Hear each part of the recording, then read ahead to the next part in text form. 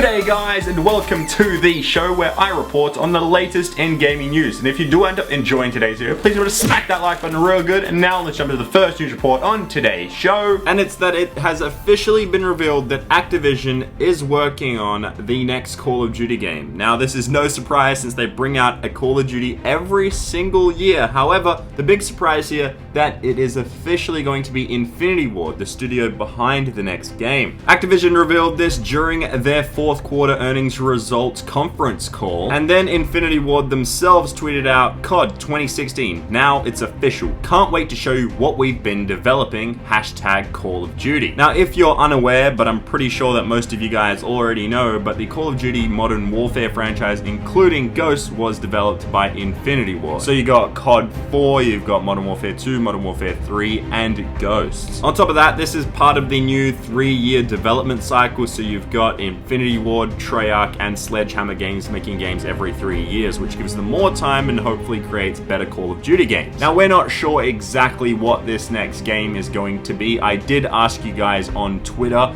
and a lot of you guys were also unaware. The options we really have are a second Ghosts game, another Call of Duty Modern Warfare game, which is probably unlikely, something brand new that we've never heard of, or we could even get a COD 4 remastered, which is what I'd love to personally see. In the comments down below, let me know what you guys would want to see from the next Call of Duty game. Personally, I'd love to take it back a step and take away from all this futuristic stuff. Take it back to the simple stuff that we all fell in love with. But anyway, now let's move on to the next gaming news report on today's show. And it's that Activision also revealed that Destiny 2 will be launching in 2017. They outlined their plans for the Destiny franchise over the next 2 years, along with the conference call that we just talked about, including the Call of Duty franchise and everything else Activision related. To be specific with all Destiny related news, Destiny will receive an expansion to the original game in 2016, so this year, followed by a full sequel in 2017. So that basically means, just like we recently saw the Taken King come out, we'll see another expansion for the original game come out this year in 2016, but then we will see a completely new game on store shelves in over a year from now. But anyway, now let's move on to the next gaming news report on today's show, and it has to do with Fallout 4 and its DLC. Bethesda has revealed that DLC for Fallout 4 is on its way, that it is approaching and it's not far off. This is really awesome news right here, because we're all just sitting and waiting and going, Bethesda, please give us something new. We need some new stuff. And well, they tweeted out this. We know you're ready to learn what's coming from Fallout 4 DLC. We're not far off and we think you'll be excited. On top of that, they additionally tweeted, we're also doing a complete overhaul for Fallout 4 survival mode. Food, sleep, diseases, danger, and more. Stay tuned. If you don't know, the first Fallout 4 DLC news was announced back in September, before the game was even released. It will cost about $30 US and it will include about $40 worth of value. That's what Bethesda are saying. At this very time, we're not exactly sure what that'll include, but if you remember back to Fallout 3, it had 5 paid DLC expansions, and this is a little different to that whole thing. On top of that, we're also not sure what Bethesda are going to do in the next few weeks, if they're going to do it over the next few months, when they're actually going to announce this, because they just teased it on Twitter, and that's all that we know at this very time, which is kind of annoying and frustrating, but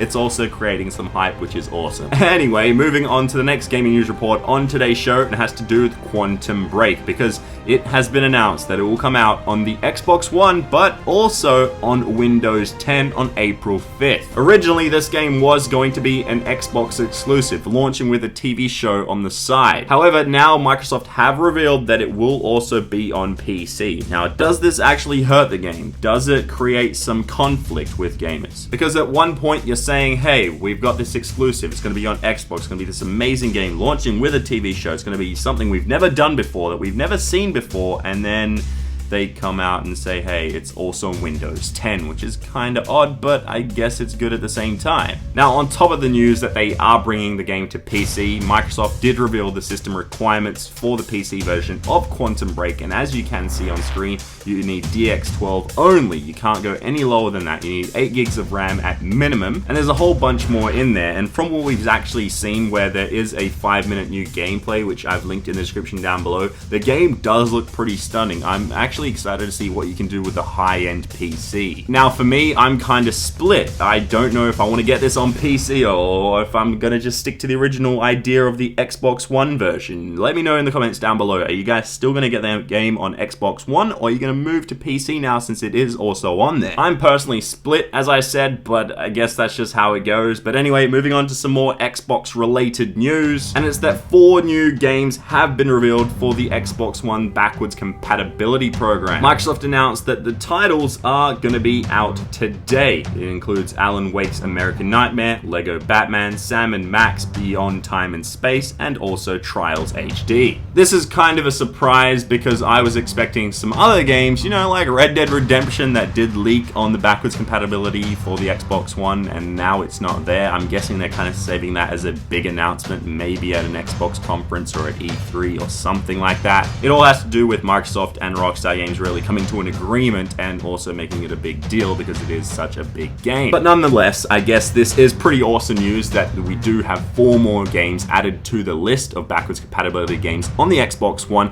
Now that does list the games to about 130 in total on the Xbox One, which is an amazing number. But anyway, I guess, yeah, we move on to our next gaming news report on today's show, and it's that Watch Dogs 2 will launch before April 2017. Ubisoft has confirmed the sequel to Watch Dogs will be out before the end of the next financial year. This announcement was made in their 3rd quarter financial report, and on top of the news that a Watch Dogs sequel will be out before April 2017, Ubisoft announced that the following games that I'm about to announce right here will be out and shipped before March 2017, which is big news. And those games are For Honor, South Park: The Fractured Butthole, and Ghost Recon Wildlands. Now, an interesting thing that you maybe didn't notice, or maybe you did notice while I was reading those games out just then, guess what? There's no Assassin's Creed on that list, and that's for good reason. In some other breaking news, and this is actually our final gaming news report on today's show, it's that no new Assassin's Creed game will be out in 2016, and this is official news from Ubisoft, and it is confirmed. This is some actually just breaking big news right here. Assassin's Creed taking a whole year off, and the reason for that is because they've been taking feedback since Assassin's Creed Unity, and the team said that they want to take that year off, do something big, you know, just rejuvenate the whole series. And I personally think, and I'm pretty sure you guys will too, that this is a really smart decision. On top of that, the sales apparently weren't as strong as they thought they would be for the latest Assassin's Creed game. So my guess is that with the lower sales and them wanting to create something fresh and create hype for a 2-year period, this is just a really smart move by Ubisoft. And there we have it. That is the gaming news for today's video. Hopefully you guys did enjoy it, but now Gorilla Man, please hand me that question. Thanks, Gorilla Man. Okay, guys, the question is, what is your all-time favorite video game weapon and why? So, get creative with your answer and put it down below in the comment section, and you can end up on the next show. But if you enjoyed today's video, please remember to smack that like button, because I am ChampChong, my accent's Australian. Here are those Gorilla Man's previous questions.